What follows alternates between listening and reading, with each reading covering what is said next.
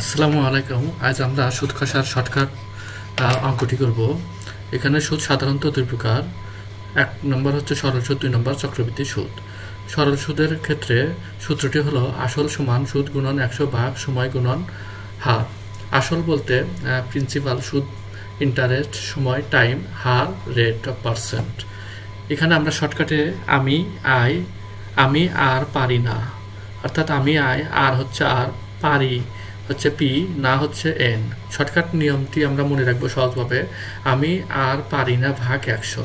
এখানে আমি বলতে সুদ ইন্টারেস্ট, আর হচ্ছে রেট অফ পার্সেন্ট, পারি প্রিন্সিপাল, আর এন হচ্ছে টাইম ভাগ 100। এই সূত্রের সাহায্যে অঙ্কটি করব।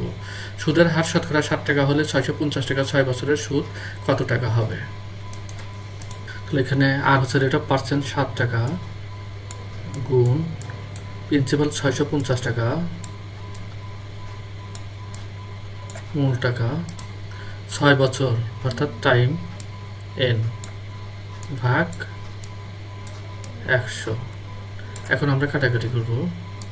আমরা কাটাকাটি করলাম, এই 0 0 কাটা, 5 দুগুণ 10, 5 13 65, 2 দিয়ে 6কে কাটছে, 3 দুগুণ 6, তাহলে 13 আর 3 গুণ করলে 3 13 39, আর 7 গুণ করলে 273 টাকা। ধন্যবাদ, সবাই ভালো থাকবেন।